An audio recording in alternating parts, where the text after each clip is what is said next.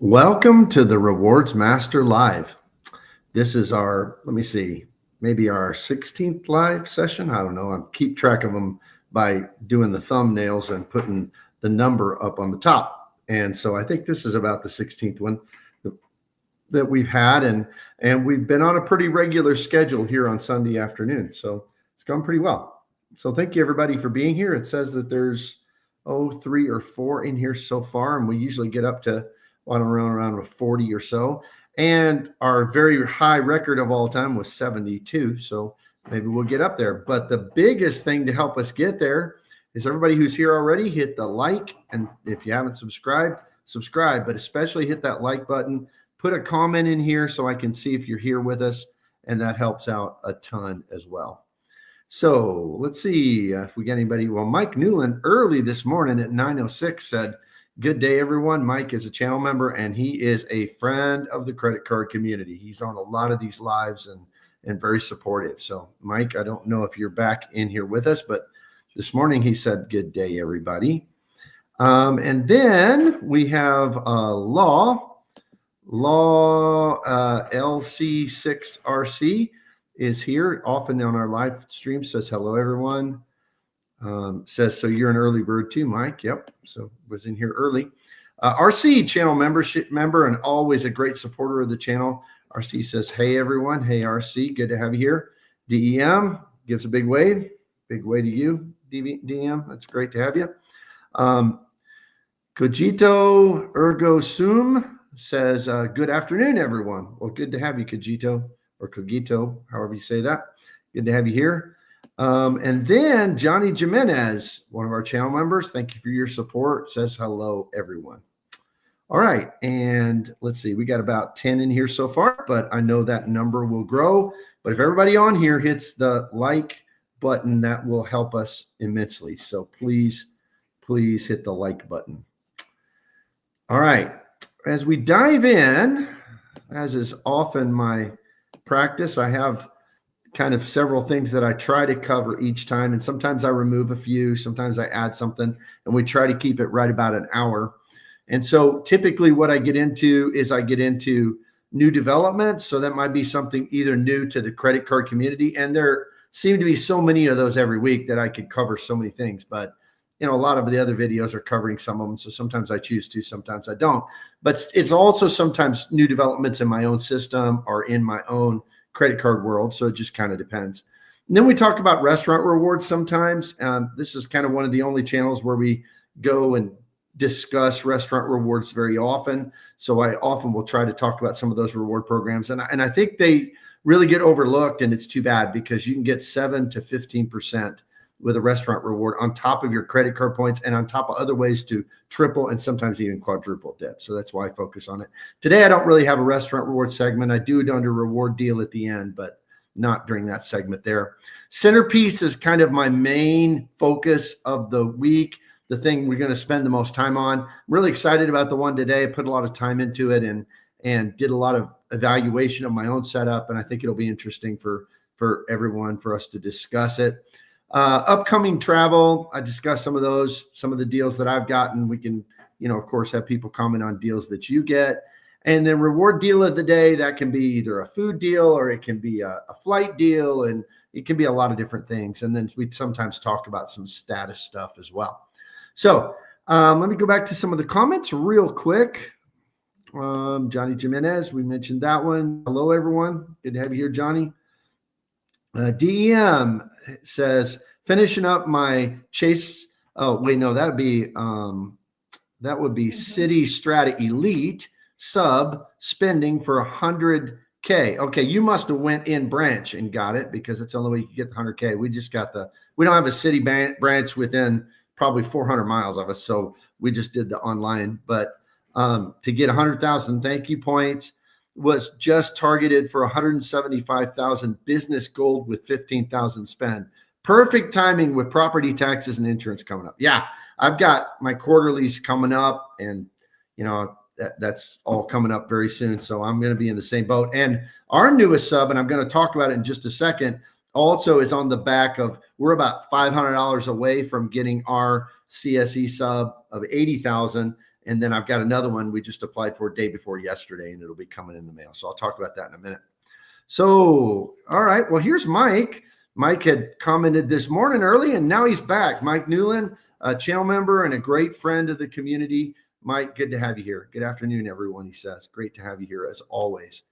Then DM says, hey, Mike. Mike says, hey, DM.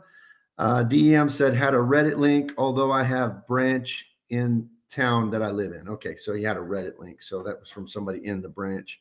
But yeah, don't have any branches where I am. So I wasn't going to drive that far to do it. So Mike Newland, everyone hit that like button on your way in, please. Yes, please hit the like button. Let me see if I can figure out. I think, let's see, we've got a few likes. I think we got about 9 likes and about 15 or 16 watching. So if everyone want to hit that like button, that helps the algorithm to get more people on board. Of course, if you subscribe, if you're not subscribed, that helps a lot. Any super chats, super stickers, things like that help a lot as well. So thank you for all of that. Okay, so new developments. Let's dive into this. Barclays approval parade.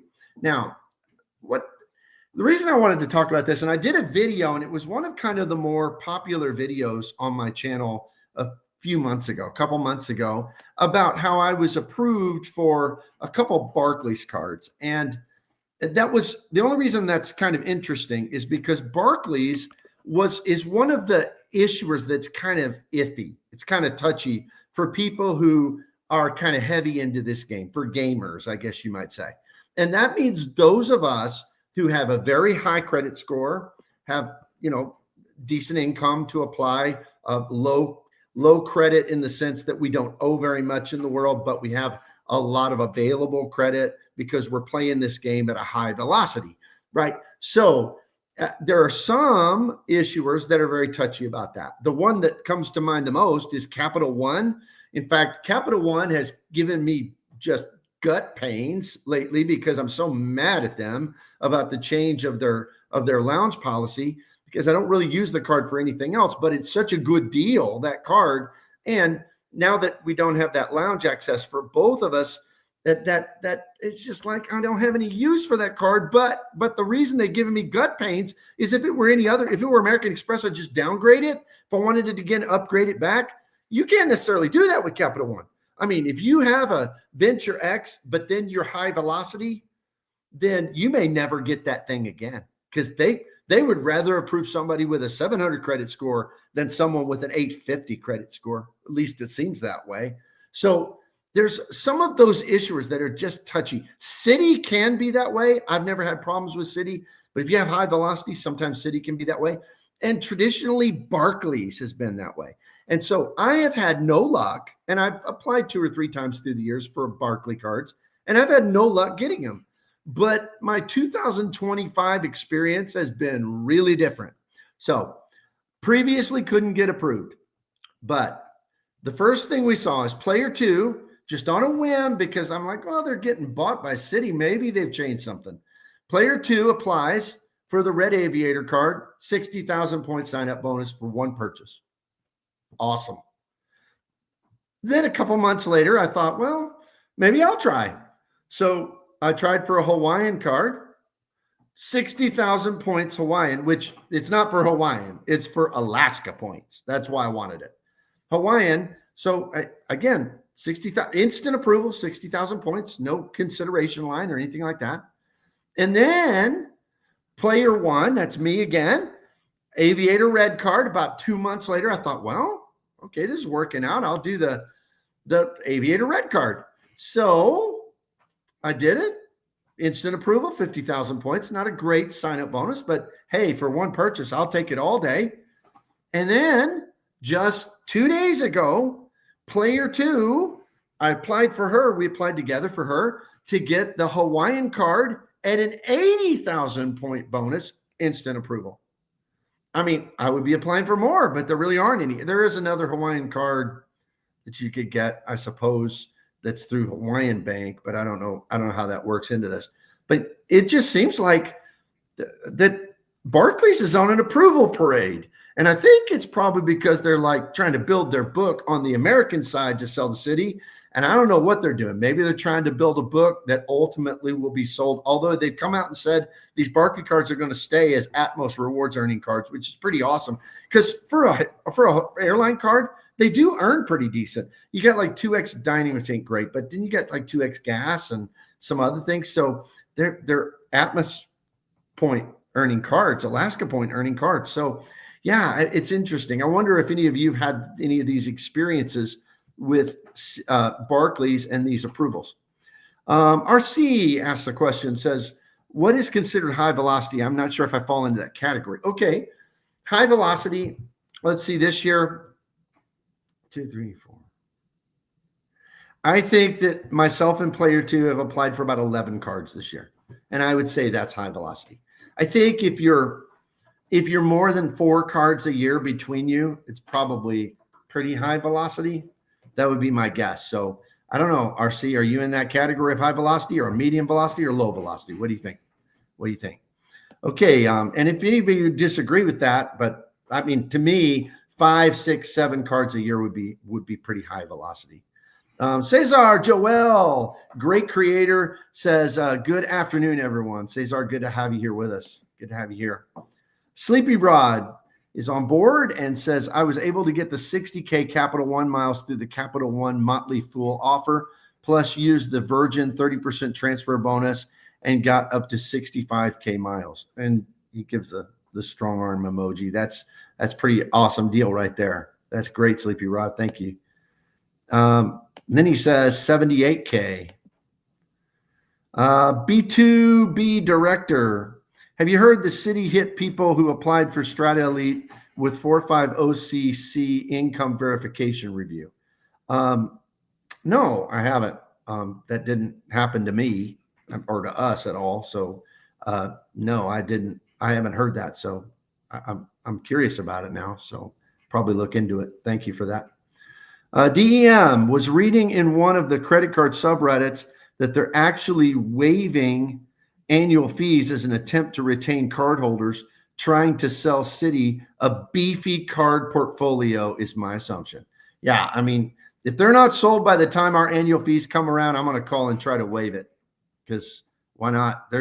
They probably got a pre-signed agreement with Citi for so much per dollar borrowed or per card or whatever out there. But Citi made the mistake of not limiting them to getting more, or maybe that was what they had to do to get the deal, and they're building that deal up. That seems to be what's happening. So thank you, DM. All right, RC, probably medium to high based upon your definition. Thanks. All right, cool.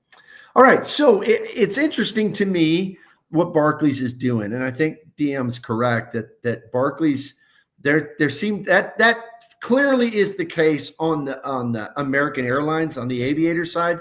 But what is the case on the Hawaiian side? I don't know, because it seems like they're both, the approval odds on both of them are about the same, that they've loosened up on both. So I'm not sure what's happening on Hawaiian. I'm actually okay if that card stays what it is. I'm okay if that card gets bought by or moved over to the Bank of America to become one of those, an Atmos card in that way. I don't really, it doesn't matter either way, because it's probably a one and done card for me this year anyway. So there's that. Okay, special segment. So this is going to serve as our centerpiece today. And today I'm going to talk about all things lounges. So there's just a lot of discussion about airport lounges in the credit card space.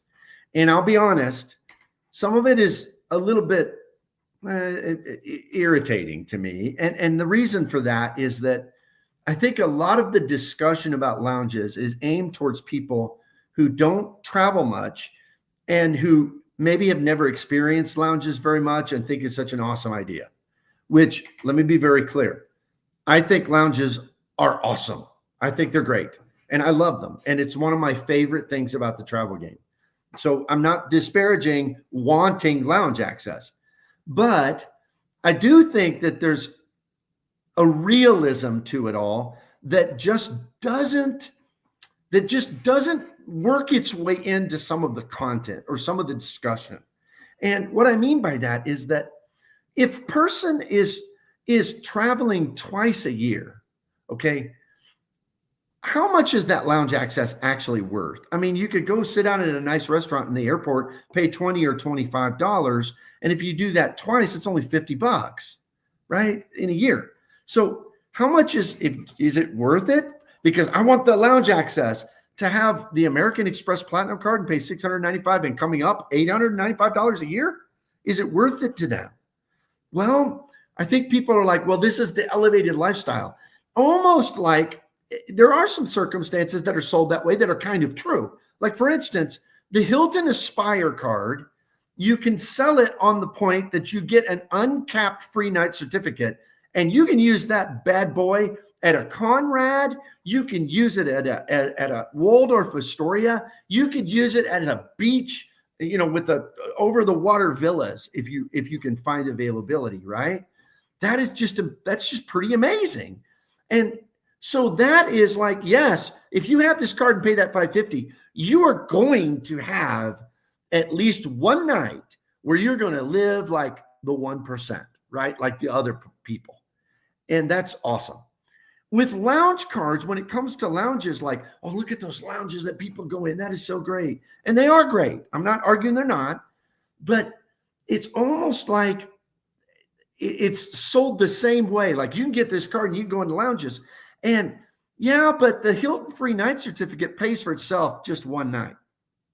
You can't go into a lounge one time and pay for that card. Now, you can, I know there are other credits and you're offsetting and all that, but I just don't think this is looked at deeply and kind of fairly in some of these ways. So I just wanted to talk about all things lounges. I have several slides prepared, and that's what we're going to dive into. But let me go back to some of the comments that we have. Let's see how many are in here. We got 30 people in here. That's awesome. The highest we've ever had, 72. So if all 30 of you hit that like button, then maybe we'll actually surpass what we have ever done before, because I would love to hit that number, but 30 is great. Thank y'all for being here. Okay. YouTube Experiment, often here on the live, says just tuning in. Good to have you here, YouTube Experiment. And then Eurisboo says, heard indirectly in the credit card space about Citi requesting 405-450C6-C, making the elite even less attractive to me. Okay. Yeah, that doesn't sound good to me either. All right, Law, $3 super chat. Thank you so much. Thank you. I'm always humbled that people would support me in that way. So that really means a lot. Thank you so much. Thank you for being you were a channel member. Thank you for being here all the time at the very least. Okay, DEM, $4.99. Keep up the good content. Then you give me a strong emoji. Thank you. I'm trying. I appreciate it. And that helps me so much. Thank you, DM. I'm humbled by that. All right, YouTube Experiment. I don't know. Restaurants and airports are more than $25, but I get the idea. Yeah, I mean, they are. I mean, it depends on what it is. Chipotle, you might be able to get away with it. But my point is that if you don't travel very much, the less you travel, the less that lounge access is offsetting the annual fee on a lounge card. That's my entire point. And you get that. I understand. DEM, hey, RM, do you see the CSE as a long-term hold for you with the Prestige in your arsenal as well? I don't know. I'm going to evaluate it, but right now I'm saying yes. And the reason I'm saying yes is it's my player 2, and I'm the one that has the Citi Executive Elite. So I have the passes. So when she's with me, which is most of the time she travels American, but when she's with me, we get into the lounges together on my card. But she does travel on her own a few times, and she has called me and says, so I get into American clubs, right? So where's the American club? And I'm like, well, is there a Capital One lounge there, or is there a Priority Pass lounge there? Because no, you really only get into American when you're with me. So I'm wondering if we can make the card work in the other ways. And the other credits have been super easy for us to use. And I'm considering starting to use that 12X on hotels through the portal, although I'm have to weigh that against the 10X in the American portal for hotels. But we've used the Citi Nights quite a bit. 6X, I bought gift cards on that. The 1.5, we're using it a little bit like a catch-all, even though we're still kind of we don't really have a Civvy double cash right now. We haven't changed to one yet. So we're using it kind of as a catch-all. So I think the answer is I'm not sure yet, but we're working on it. We're considering it. I think we'll probably decide soon. Law LC. I think I have to change my credit card channel member. I forgot notification that was paused, but I'm not leaving. Oh, thank you, Law. Appreciate that. No problem. DEM. I'm having that internal debate currently. Guess I have another year to think about it, though. Yeah, that's where I'm at. I'm evaluating. I'm in evaluation mode. DEM annual fees are getting up there between Citi and Amex for me these days. Yeah, I'm well over $3,000, so I get it. I'm where you are. Cesar says the Strata Elite situation is mostly for those that use the modified 100K and they suspect they lied about their income. Some also applied multiple Elite cards using the link to get multiple offers. Okay. Yeah, because I didn't get that at all. I mean, it's just like instant, right? So, okay. Cesar, you shouldn't have any issue if you didn't lie during the application. All right. A YouTube experiment, best lounge access card for infrequent travelers is the Altitude Connect card with a no annual fee, 4 passes to Priority Pass. Yep, it's a great one. I mean, if you don't fly very much at all, but that's not the one that's often pushed. I mean, people want a platinum card or they want a sapphire card or whatever. So, yeah. Cesar, or abuse the modified link. Yeah. So, RC, I got the CSE and did not get a request from a 450C, 06C verification or tax returns or anything like that. Just one data point, but it's certainly not happening to everyone. Yeah, it didn't happen to me either. So that's very true. Okay, so let's move to our next slide. Determining the value of lounges. Okay, here are 8 questions as I was thinking this through, and I'm like, how would a person determine, is it worth it? Am I getting value from these lounges on my particular credit card? Or especially if you have multiple credit cards. So how would you determine that? And I think there's a lot of factors. So these are the 8 that I came up with myself.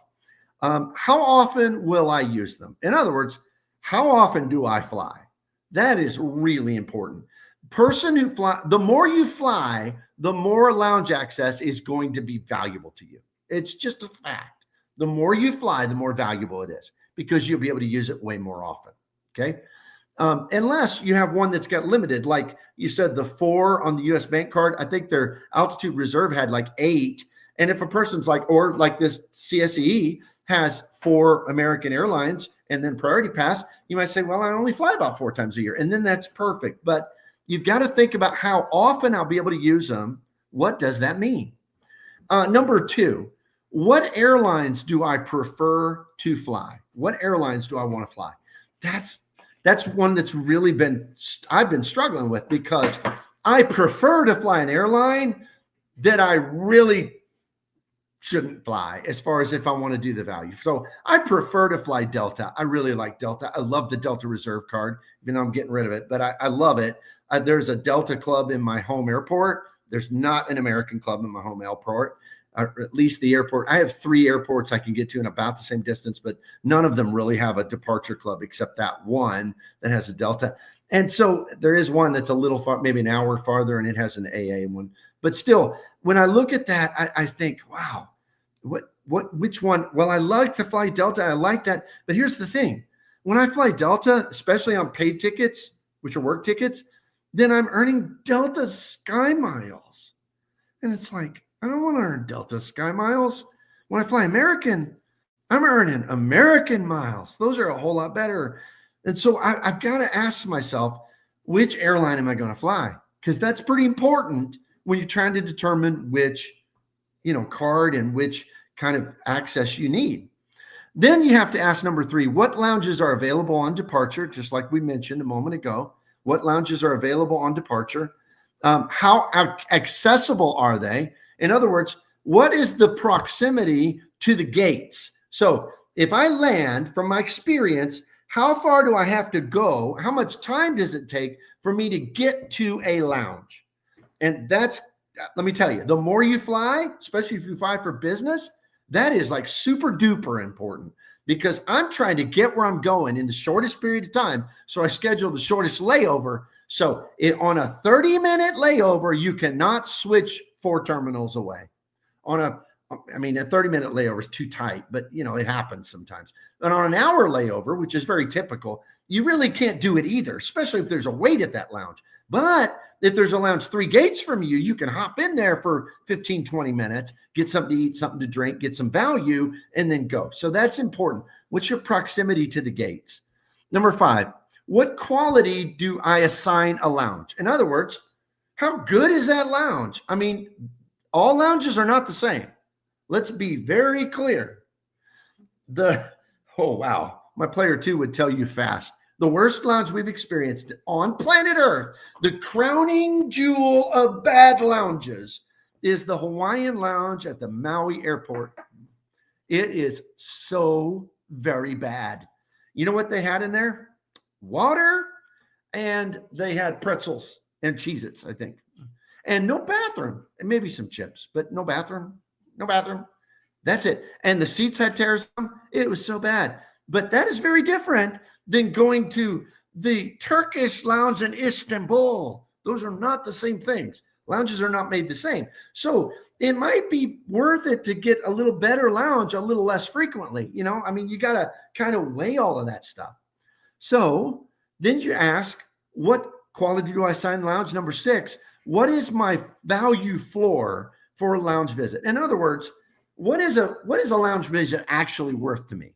And to me, this is not the same with different lounges. So my value floor, in other words, almost any lounge I go into, with the exception of that Maui lounge, because chips aren't worth this, but for the most part, every other lounge I go into, I think it has got a floor value of about $15. Okay. So because I'm going to get something to eat, at least a snack. I'm going to get something to drink. And if I bought a soda out in the airport, it's going to be $5 for that, or $7 or whatever. And for people who go up to the bar, it's going to be even worse. So all of that, to me, the floor value, the lowest of the low, with the exception of that one in Maui, is $15. That's for me, but it might be different for you. And then what dollar value will I assign a specific lounge? So then you got to say, yeah, but are they all at the floor, or only certain ones at the floor? In other words, is the business class lounge, the Polaris lounge, the same as the United Club? Maybe one's more valuable than the other. And then you got to ask, what is the typical wait time for a lounge? Because the lounge that's the best lounge in the world that you got to wait 2 hours to get into on an hour and a half layover is suddenly not the best lounge in the world. Because guess what? All you're going to be able to enjoy is the outside of it. That's it. That's all you're going to be able to enjoy. So to me, these questions are all essential as we're determining value for our cards in regard to lounge access. Let me go back to some of the comments. Let's see. Not me again. Welcome. Says, I got the priority pass from Venture X. Is it true that I can use Chase Lounge once a year? Yes, it is true. It's absolutely true. You can use your priority pass into Chase Lounge, but I will warn you this. I've done it, and I had a longer wait time than people that had the dedicated Sapphire Lounge card, or I think it's the Ritz-Carlton that gets you in there. So I don't know how their wait list works, but yes, that does work for sure. So go for it. And they're very nice lounges, by the way. Very nice lounges.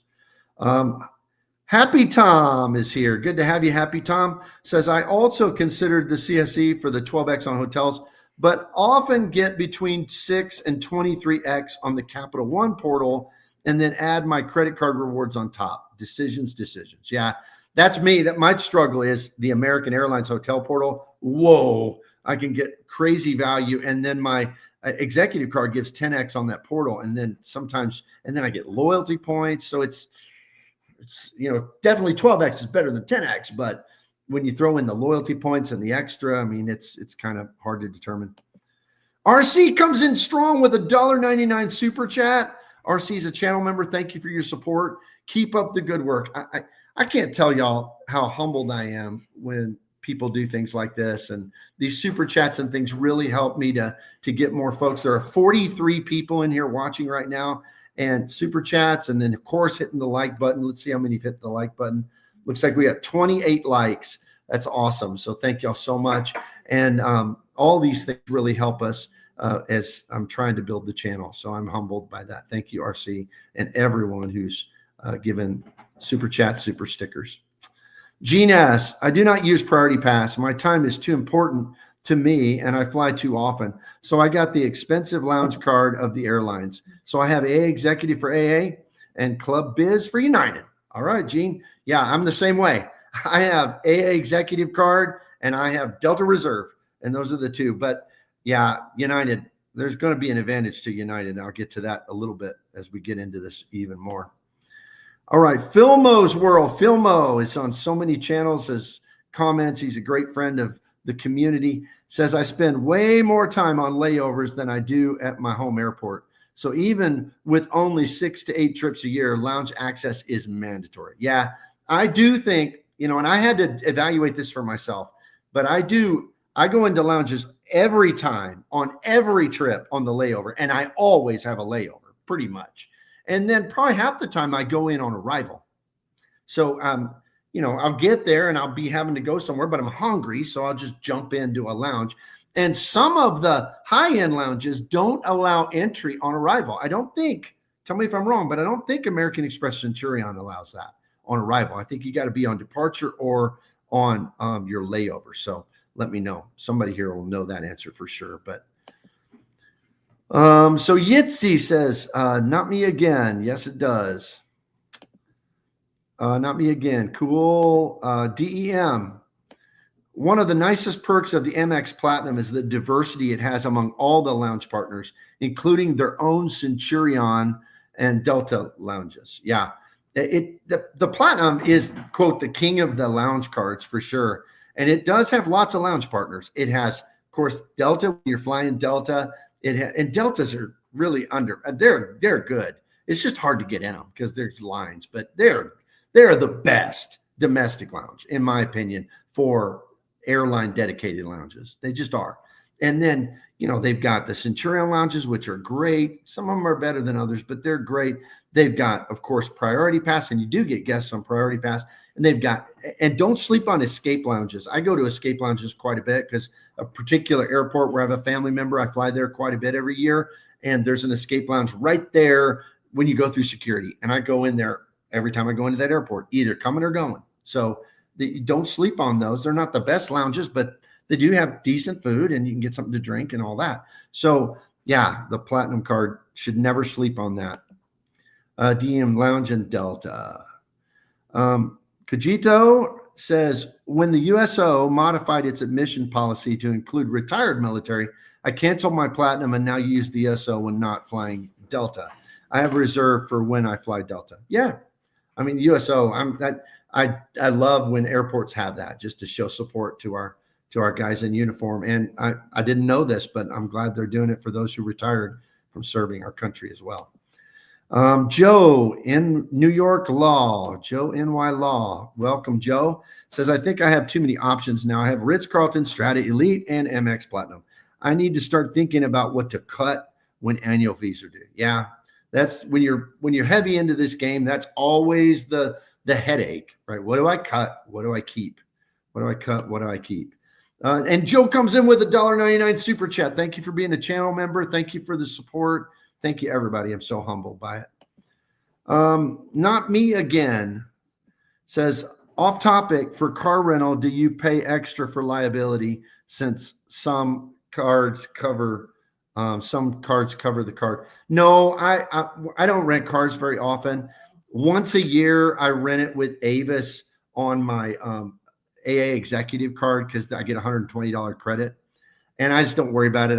If there were to be a problem, I'll just turn it into my insurance. I don't think there will be. I never had an issue. I've had dings on rental cars and they've never even cared. But the rest of the time I use my Bilt card, and my Bilt card has, primary rental coverage. So that's what I always do. Thank you for the question. All right, so let's move on to how this all plays out. So I'm going to give my own, it looks like the slide's messed up a little bit here, but you can still read it.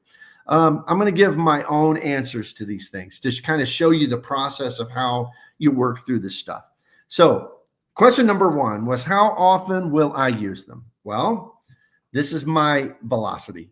In 2024, my player two and I and friends and guests and people that we took with us, and this number is kind of a little skewed because it does include lounge access at hotels. Like I have diamond status with Hilton, so we did go into some of those lounges, but it's a very small amount of this. So probably 95 plus of this are airport lounges, but we went into 102 lounges. Now that velocity is because sometimes we were taking big groups with us. We took kind of a big trip with some friends, and we took all of them into the Priority Pass Lounge, and then I took several into the American Lounge because we had 2 layovers on that and all that. So it's not just that I personally went 102 times into a lounge, but my cards provided 102 visits. So that's what happened last year. This year to date, and this is with no hotel lounge access. So this is all airline access, and we're getting ready to go on a big trip. And so we're going to have a lot more. But as of now, 74 to date in 2025. So I think the Rewards Master probably needs lounge access. Don't you think? I mean, I use it a lot. So what airlines do I prefer to fly? So this is kind of the next question. So evaluating what I've done in 2025, I think that was actually supposed to be 2024, but whatever. 38 one-way flights, 14 American paid flights for work and et cetera, and consulting, stuff like that. 4 Delta paid flights for work and et cetera. 2 United international flights this is this year. I'm sorry. This year, what I have planned. 2 United international flights on points, and that's not really on United, it's on Lufthansa, but we're just repositioning from one city to another, so I paid for that on points. By the way, that is a smoking good deal. 6,000 points each. If you ever look into reposition in Europe, United's got really good prices on that. So just so you know. And then 7 international business class flights. Now this is doubled numbers though. This is just for me. So when I'm player 2 on those international business class, she's going with me on all those. So that'd be double that number, but still I just trying to give a basic overview. 7 international business class or premium economy flights on points. So that's how much we fly. I think that's quite a high velocity flying. So that is a lot of opportunities to use lounges because, total of 38 one-way flights. And so if you figure really all of those have a layover, that's at least 38 times, not counting the times that you could go when you're on arrival. So if let's say 10 times, that's 48 times, but oftentimes there's 2 of us. So, 48 times, who knows how many, and sometimes I have other people with me. So that's quite a high velocity. So I'm just trying to illustrate for you how you'd work through these questions to determine the value for you. Let's see if we have any other comments. We have 47 people in here. That's great. Please hit the like and subscribe button. That helps us to get more people into the chat. And I'd also love to hear, how does your travel line up with this? Do you have quite a few opportunities to use lounges or not? So let me know.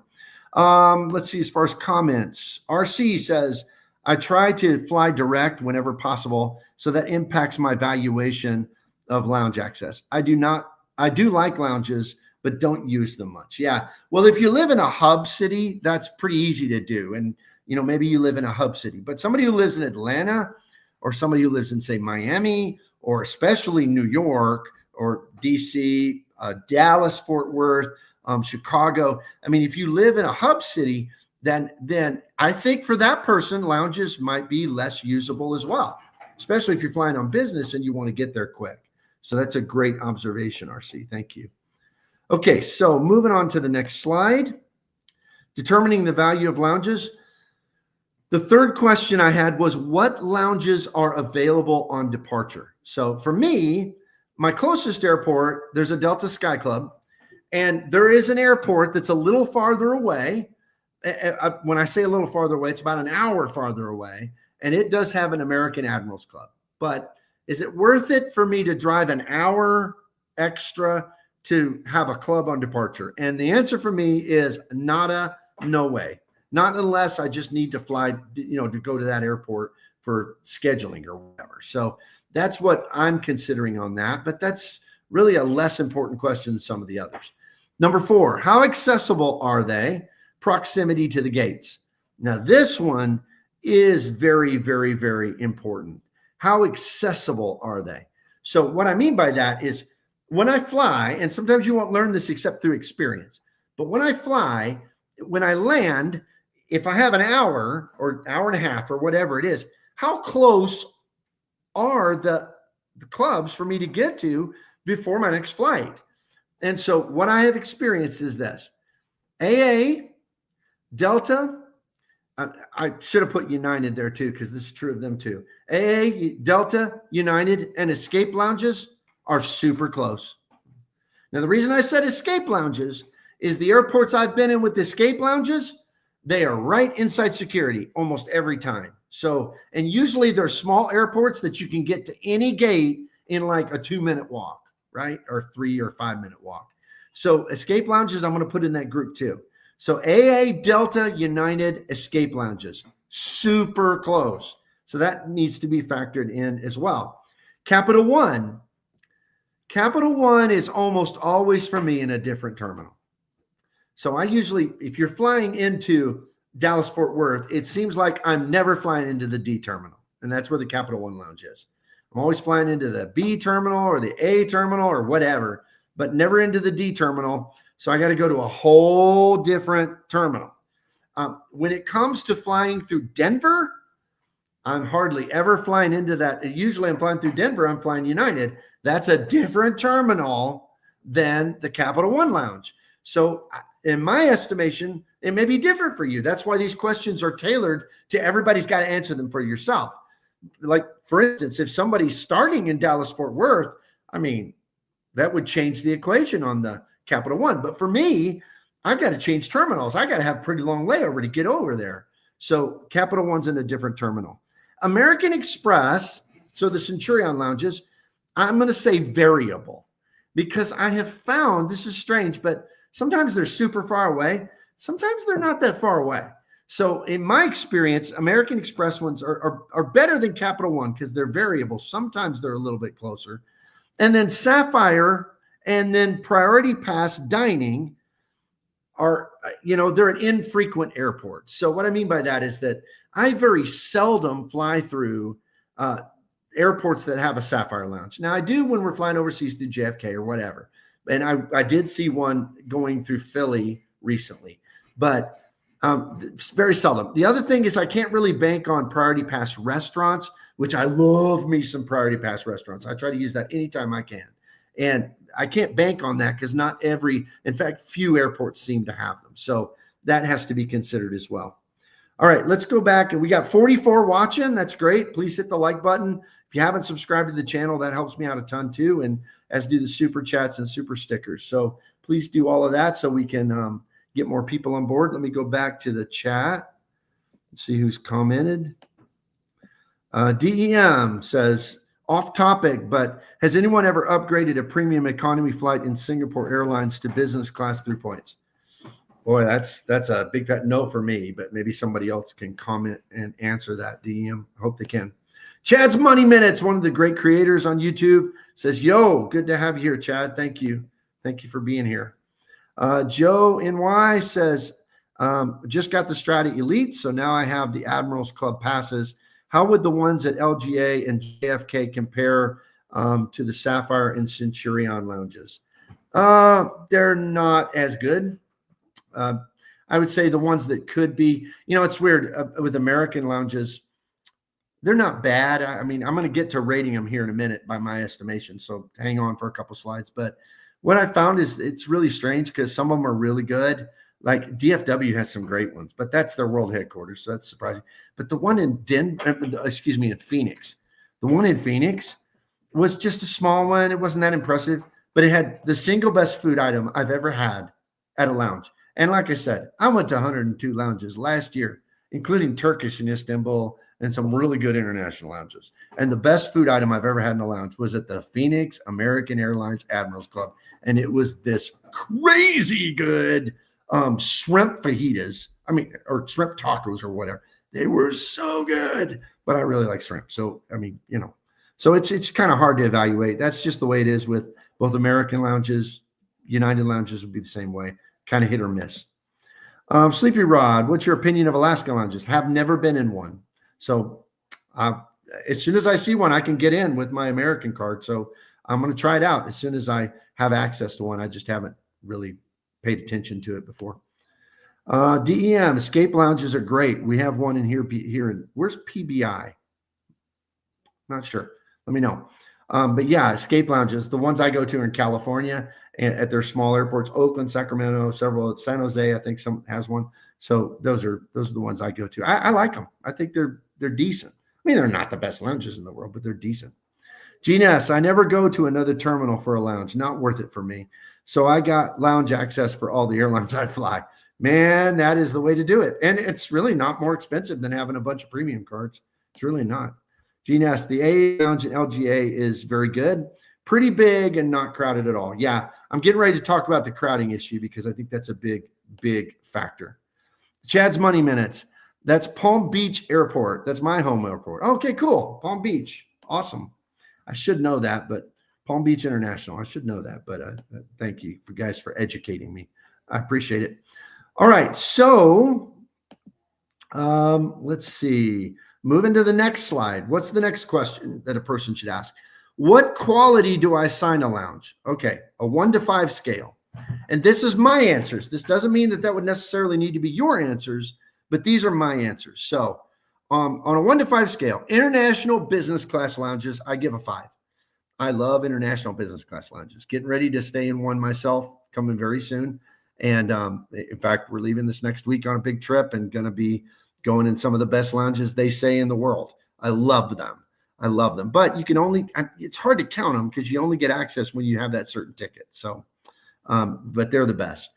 Capital One and International Priority Pass. Now, I'm designating a difference between international and domestic Priority Pass because there is a difference. Those are not the same deal, right? They're not. So in my experience, Capital One and International Priority Pass are a 4.5. Now, some of you are probably going to disagree. Some of you are going to think that Centurion lounges and Sapphire lounges are as good as Capital One lounges. But in my estimation, in my opinion, right or wrong, I think Capital One lounges are the best lounges in the United States. I just like the way they do their food, and you got all these different type of themes, and just the layout of the club's really nice, I think. So Capital One and International Priority Pass, they're also very, very good for 4.5. So Centurion and Sapphire will be right under that at a 4. I love Centurion lounges, and some of them will be a little less and some of them will be a little better. What I love about Centurion lounges are the ones that have like carving stations, which they sometimes have. I mean, they're great. Sapphire lounges to be able to order and have an extensive menu to order, and the waiter brings it to you. That is just incredible. I love that. So I give them a 4. Priority Pass restaurants. I love me some Priority Pass restaurants. I love, love, love flying on United through Houston because usually if I have a long layover, I hit both restaurants that they're in different terminals. So it takes some time, but I love going to Landry's, and I think it's called Cadillac Mexican Grill. So one day I had a long layover. I had a big meal, $28 meal for me, $28 meal for her, $56 at Landry's. And then we switched over terminals and had shrimp fajitas for both of us at Cadillac Grill and paid nothing. It was awesome. So over $100 in great food. So I love Priority Pass restaurants. I rank that at a 3.5. Delta Sky Clubs, I rank it a 3. They're really pretty good. They're very, very, they're better. They just are. They're better than AA clubs. They're better than United clubs. And I put those at a 2.5, which is acceptable. I mean, 2.5 is fine. I mean, that's fine. And then escape lounges, I put them at a 2, and that to me is acceptable too. And then the hardest one is domestic Priority Pass because they're just such a spread. So I say from 0.5, which would be the one in Maui. I should have put 0.1 or something because it was so bad, but it is still just slightly better than having to sit at the gate. And up to about a 2.5, some priority passes are better than others. So that's kind of how I estimate those. And your numbers may be very, very different, but I think it's important to know this because if you're determining, is this card giving me value, you've got to know, what's the lounge worth to me? What do I think of it? Am I getting a good lounge or not such a good lounge? Because these questions all factor in. Okay, let's go back to some comments. We got 41 people in here. Don't forget, if you hit the like button, that helps with that. Of course, you need to subscribe if you haven't subscribed. And then also any super chats and super stickers, that helps with the algorithm as well. And some of you've done that. I'm deeply appreciative. Thank you. All right, let's see. Vincent Pascal, he's here a lot of the time. Good to have you back, Vincent. Says, one time I had access to both the AA flagship and the Capital One lounges at DFW, right next door neighbors. Yeah, they are. You go up the elevator, you go right for the flagship lounge, you go left for the Capital One lounge, next door to each other. I split my time to check them both out. Looking back, I would have spent more time at the flagship. Okay. I haven't been in one of those yet. I've had access. I just didn't have time. But yeah, I've been in a Polaris lounge though, and I think they're probably pretty similar. It's pretty good. Thanks for the data point. DEM, flying to Croatia for 2 weeks tomorrow. Need to look into which lounge I'm visiting in Miami tomorrow before we fly out. Virgin upper class. Yeah. Hey, well, we're getting ready to fly this week too. And flying out to, in fact, I'll just tell everybody now, since we got 44 people in here, I am going to have my live next Sunday, but my live next Sunday will probably be a little earlier in the day because where I'm going to be this time will be midnight. And I've got an early flight the next morning to Europe. So I think I'm going to do it a little earlier, probably noon Central Standard Time or maybe 1 Central Standard Time, because I'll be in Dubai doing my live stream from Dubai next week. So I hope everybody will tune in. Maybe I'll have some cool things to say. I hope so. We're very, very, very excited. So that'll be cool. All right. But I hope, DEM, you have a great trip to Croatia. Never been there, but it's on our list. It's on our list. Chad's Money Minutes. International priority pass are very clear cut above the domestic counterparts. I went to a wonderful lounge in Rome, and the wife and I were in disbelief that it was priority pass. Yeah, that's what I'm saying. People hear priority pass, and it is not the same. In other words, priority pass access, Chad, and I think you'd agree, you travel a lot too. Priority pass access for the person who travels internationally is worth a whole lot more than for the person who flies domestically, right? But I don't think that's often distinguished when people are talking about, yeah, this card gets priority pass access. But it really makes a difference if you're a person who's going to fly 3 domestic trips a year or 3 international trips a year. Big time experiential difference there. So thank you for pointing that out. I agree 100%. DEM agrees with Chad as well. Vincent says, the food at the Sapphire Lounge I've been to has been hit or miss. Well, I've only been once, and it was very good the time that I went. But yeah, I mean, I could see that. Gene says Centurion is too crowded. Every time I go, I now avoid them, even though I am an authorized user on a platinum card. Yeah, I mean, they're awesome sometimes. I mean, like I said, I had prime rib at a carving station, and I think it was the Atlanta one time. Maybe does Charlotte have one? I can't remember which one I went into, but it was great. But it just so happened there wasn't a long line that day, and it wasn't super crowded. But that is a rare experience to have for sure. Chad's Money Minute. My favorite Sapphire Lounge is at Boston, batting 1,000. Never had a bad experience. Okay, well, we're flying out of Boston this week, so maybe I'll check that out. Thanks, Chad, for that point.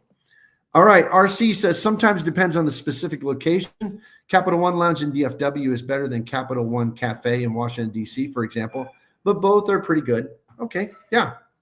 I've not been to the one in D.C., but I've been to the Dallas one a lot, and it is like I think that's one of the best domestic lounges in the United States. Top 5 for sure, in my opinion, at least.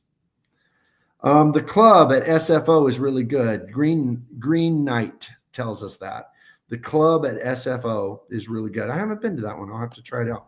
Matt Clausen, howdy. Hey, Matt. Matt's a great YouTuber. Go over and check out his channel. Good to have you here, Matt.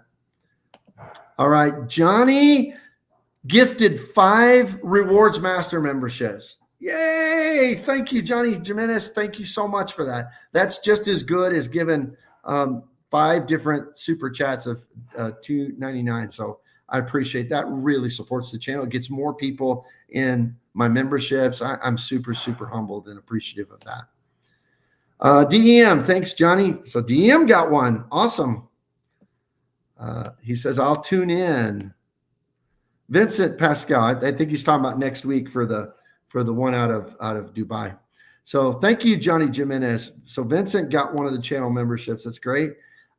Sleepy Rod says, I never talk about because I don't want it to be nerfed, but I've always been able to bring in guests to the Amex lounges in Mexico, which I travel to often. Ooh, well, we keep that on the down low. DM says, thanks, RM. All right, let's see where we are. Johnny says, you're welcome. Chad agrees. Blanca says, got a channel membership. Thanks, Johnny, for that. Memphis says the Centurion Lounge in Atlanta is amazing, and most Delta Sky Clubs are really good. That's my opinion also. Chad says, I've been to all except 3 Centurions and can't lie. Seattle is my favorite. Now, I have been to Seattle, and it is very good. You're right. I had breakfast there one time. And Atlanta coming in a close second. Yeah, I've been to Atlanta. It's good. Johnny is a beast. Yep. And it is true that Centurion is opening a lounge at EWR. I don't know, but I bet Matt does. Matt says, I still steadfastly believe that Chase is missing a huge opportunity not buying the club from their group. Yeah, I would think so. All right, we just have a few minutes left. I'm not probably going to get to everything here, but let me try to get through the rest of these questions at least. And then maybe we'll do a follow-up a little bit from Dubai next week and talk about how to put this all together and evaluate. But what is my floor value for a lounge? Well, for me, it's $15. That's the floor value for me. So I would have spent at least $15 out in the airport in almost any situation, even for a snack and something to drink. So that's my floor evaluation, but it might be different for you. So what dollar value will I assign to a specific lounge? Well, this one, it looks like I'm missing some of my slide here because of the way it's doing, but this is how it breaks out for me. Priority Pass, Escape, American Airlines, United. I think those are all worth the floor value of 15. That's just my evaluation. Delta Sky Club's a little better, 20. Priority Pass restaurants, I give those full value. Those are worth $28 because I always spend it up to the max. And it's not overpriced. It's the price on the menu. So that's a true $28. And you can't really see the rest of this part down here, but Centurion, Sapphire, Cap One, and International, I think I put those at 30 or maybe 35. I don't know. We'll see on the next slide, but those are definitely better. So I give different values to each of these lounges from my own experience. Like I said, going to 102 of them last year, that was been my experience. Okay, let's go back. Matt had a comment. And then Chad said, yes, they are opening one in EWR. I think it's supposed to be coming out in 26. But I would lean harder into 27. So most likely 27. They are also allegedly opening Centurion in Salt Lake. That'd be nice. In EWR, it will be the first bank lounge. Waiting so long for that. So yeah, that would be good. And then Memphis Mike says, Chad, nice. I have lots of layovers in Salt Lake. Yeah. So it's all good. Let's move on to the next slide. So determining the value of lounges. What is the typical wait time for a lounge? Again, I'm sorry these slides didn't work out the way they're supposed to, but AA, United, Escape Lounge, and Priority Pass restaurants and international lounges, in my experience, there's no wait time. Now, somebody might say something different on international, but for me, there's no wait time for those. I never have that wait time at any of those. Now, escape lounges, if you go to some of the escape lounges where Southwest is flying out a lot, I have found that those have a wait. But in the 2 airports I fly into with escape lounges, I'm never flying on Southwest, never, ever, ever. So when I fly in there, I'm flying into the other one, and I've never had a single wait. So AA, never a wait. United, I've never had a wait at a United Club. Now, if you have just a day pass, you might, but if you have full access, I usually don't. Delta Sky Clubs and Capital One, 15 to 30 minutes. And Centurion and Sapphire, my experience has been 30 to 45 minutes. So maybe some of you have had a little different experience with that. And then, so my value per card. So this is kind of putting together, since we're at the end of our time, putting together everything that I've said here. City AA Executive Card, I went 25 times last year in 2024. So at $15 at the floor value, that was worth $375.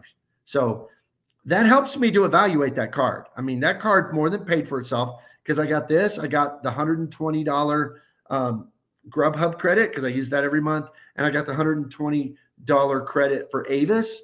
I did not get the Lyft credit because it's dumb. It's the dumbest credit in the world. But I did get those two. So with the $375, $475, $575, I got over my value for what the card costs, the $595. Easy. Delta Reserve, 25 visits at 20. That's worth $500 right there. Not counting your companion certificate, not counting all your credits. So that was, to me, that's valuable. My City Prestige card. I had 15 priority pass visits. 10 priority pass visits at a floor of 15, $150. I went 3 times to a priority pass restaurant, $84, $234. So that helps me to understand the value I'm getting out of my Prestige. And since I used 2 of the 4th night frees and the $250 travel credit, I would get lots of value on that. Capital One Venturettes, 6 times 30, because I think those lounges are better, $180. And then American Express Business Platinum, which I don't have anymore, but I did all last year. Went to Centurion Lounges 4 times 30. Went to Escape Lounges 4 times 15. That's $180 value. So that helped me to determine, well, you can use this if it's helpful to you to determine lounges, but that's kind of what I wanted to focus on today. Let's see, before we wrap up, let's see who else is on here. Don't forget, before we wrap up, we got 45 people. That is awesome. Remember, next week, it'll be live from Dubai. So tune into that, but it'll be a little earlier in the afternoon, and I'll let you know when I put it out in advance. But we got 45 in here. Now would be a great time if you hadn't hit the like button. If you wanted to do any kind of super chat, super sticker, now would be a good time. It helps the algorithm. And also, if you haven't subscribed, that's really, really, really, really helpful. But let me get to the last comments before I wrap it up. Memphis Mike says, got a lot of layovers. DEM, wonder if City will ever open up a Strata Lounge. I don't know. I mean, maybe. I think they're probably going to lean into American as their partner on that. But, I mean, they're way behind. They are way behind. So, Capital One's pretty behind, but at least they've got some. I think City they'd be way behind. DEM, think they've trademarked the name. Yeah, I think they have. I've heard that. At least I think Matt would probably know that. He keeps up with all that, Matt Clausen. DEM, they already have City Gold lounges throughout the world and New York and Florida. Okay, that for their banking customers, I'm assuming. James Duff, hey, just use the priority pass in Amsterdam today. Northern Lights are really nice. Use the Venture X pass. Cool. I bet that was a nice priority pass. Nice priority pass. Okay, so as we're wrapping up, we've got 41 in here. I want to thank everybody who tuned in. And if you hit the like and subscribe button, thank you so much. Let me go back through super chats and gifts. Johnny Jimenez, he gifted 5 Rewards Master membership. That is awesome. Thank you so very, very much. So excited about that. We had some others here. Joe NY Law gifted $1.99. Thank you so much for that, Joe. RC, $1.99. Great channel member and supporter. Appreciate that. We had DEM gave $4.99 and thanked me for the content. DEM, thank you for always being here and always commenting and supporting. And then Law LC6 RC gave $3. So thank you, every single one of you who helped support the channel. I appreciate it very, very much. I'm deeply humbled by it. And hopefully you can tune in live from Dubai next Sunday, and I'll tell you all about our trip. So thank you for being here, and we'll see you all next time.